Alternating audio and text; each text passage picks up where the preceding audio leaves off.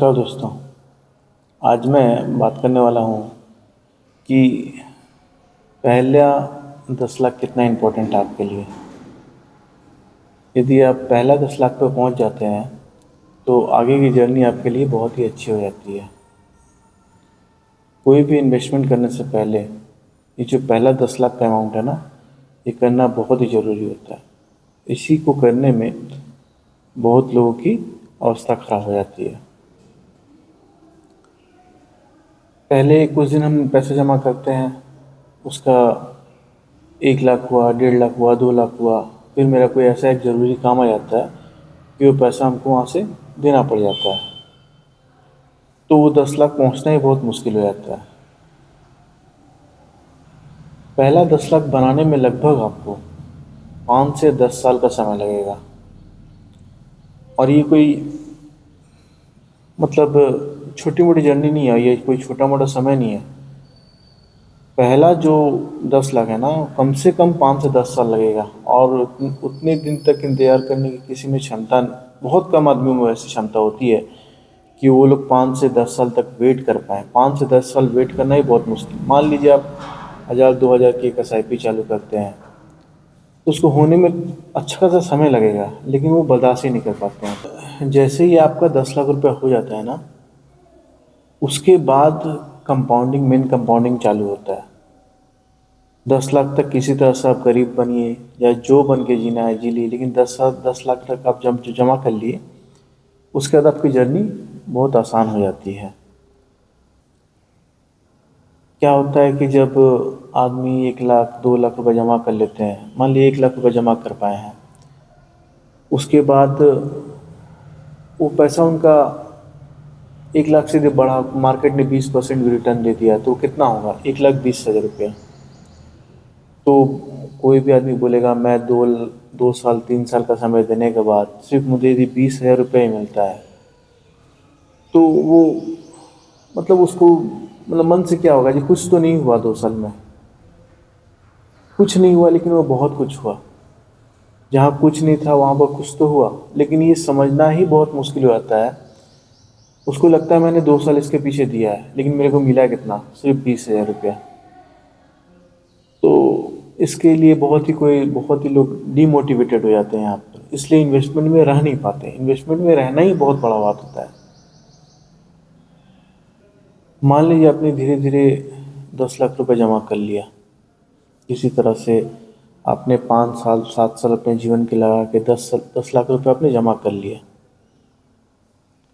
उस 10 लाख को जमा करने से क्या क्या फ़ायदा हुआ आपको? मान लिया आप कहीं पे काम करते हैं, 30,000 35,000 रुपये आपको महीना मिलता है, लेकिन जब आपका 10 लाख रुपए जमा हो गया ना, तो 1 साल में ही आप देखेंगे लगभग कि वो 10 लाख बढ़ के 11,20,000 रुपये हो गया है। तो जब वो 11,20,000 रुपये हो जाता है ना, तो आपकी 4 महीने की सैलरी वो आपको दे दिया। मतलब आपको 4 महीने काम नहीं करना पड़ा, लेकिन 4 महीने की सैलरी आपको मिल गई। तो उस समय आपके दिमाग में एक चीज़ आएगा कि एक बहुत बड़ा डिफरेंस हुआ है मेरे लाइफ में, कि मेरे को 4 महीना काम नहीं करना पड़ा, लेकिन 4 महीने की सैलरी मेरी हो गई। उस समय आपको एक मोटिवेशन मिलेगा। अभी तक 10 लाख के पहले तक आपको 1 लाख 2 लाख तक कोई मोटिवेशन नहीं मिल रहा था, लेकिन जैसे ही आप इसको क्रॉस किए ना, आपको वहाँ पे एक मोटिवेशन मिला कि नहीं, अब मैं इसमें और भी इन्वेस्टमेंट करूँगा। यहीं पर एक चीज़ होता है कि जैसे कि आप 5 से 7 लाख 5 से 7 साल समय लगता है 10 लाख करने में, वहीं पर आपको 10 से 20 लाख करने में लगभग अगले 4 से 5 साल में आपको वो 20 लाख हो जाएगा, और अगले 2 से 2.5 साल में ना वो 30 लाख रुपए हो जाएगा। तो ये कंपाउंडिंग शुरू ही होता है ये 10 लाख 12 लाख के बाद से। तो कंपाउंडिंग होता तो उधर भी है, लेकिन उधर सबको समझ में नहीं आता है। लेकिन मेन कहाँ समझ में आता है?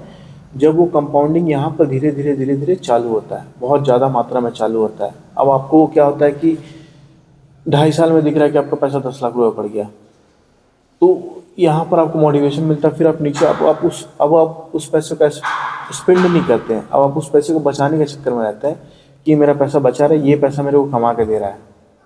तो ये चीज़ होता है मेन मोटो। वो 10 लाख आने के बाद ना, मतलब आपको एक अपना एक साथी मिल जाता है जो आपके लिए पैसा कमा के दे रहा, मतलब आपको काम नहीं करना पड़ रहा, लेकिन वो ठीक आपके जैसा ही आपके बगल में खड़ा होकर आपके लिए वो पैसा कमाता है।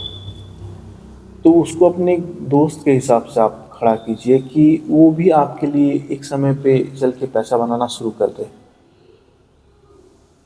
बहुत सारे लोग होते हैं कि जब सैलरी मिलनी चालू होती है, नए नए सैलरी मिल जाते हैं, नए नए जॉब में जाते हैं, सैलरी मिलती है, तो सैलरी मिलती है उस समय वो लोग इन्वेस्टमेंट नहीं करते हैं। उस समय जितना पैसा मिला वो खर्च हो गया। फिर ठीक है, चलिए आपकी शुरू शुरू में सैलरी का खर्च हो गया, लेकिन जैसे आपका कुछ पैसा बढ़ा, तब वो लोग क्या करते हैं, अपने खर्चे को ही बढ़ा लेते हैं। देख रहे हैं कि एक अच्छा आईफोन मिल रहा है, आईफोन ले लिए, भाई एक अच्छी घड़ी मिली, घड़ी को ले लिए, बहुत सारे चीज़ों को ईएमआई पे ले लेते हैं। तो वो लोग हर समय उस ट्रैप में फंसे रह जाएंगे, वो कभी भी बड़े बनने की तरफ नहीं जा सकते हैं। और यदि आपने जब जॉब को ज्वाइन किया, आपने उस समय से सेविंग्स चालू कर दी और आपने किसी तरह से अपना 10 से 15 लाख जो भी एक कॉपस अच्छा खासा जमा कर लिया ना, उसके बाद आपको सोचने की ज़रूरत नहीं है। वो पूरा लाइफ टाइम आपको कंपाउंडिंग करते करते करते करते चला जाएगा। इसलिए सभी लोगों से यही कहना है कि आप लोग अपनी कंपाउंडिंग की जर्नी को चालू कीजिए और ये पहला 10 लाख रुपया किसी भी हालत में जल्दी से जल्दी जमा कीजिए। ये यदि हो जाएगा ना, तो उसका आपको लाइफ टाइम में कभी दिक्कत नहीं होने वाला है।